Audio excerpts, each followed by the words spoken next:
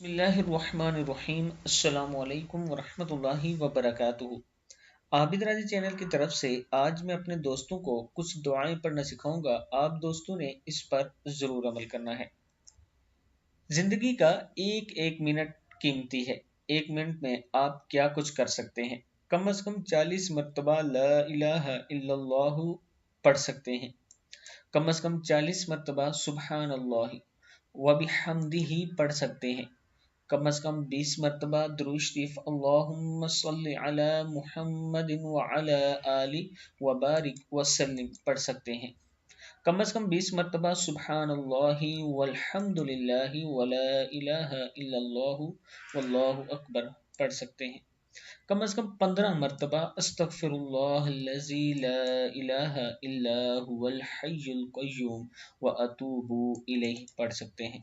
اور کم از کم 15 مرتبہ سورہ اخلاص پڑھ سکتے ہیں، قل هو اللہ احد جو ہے۔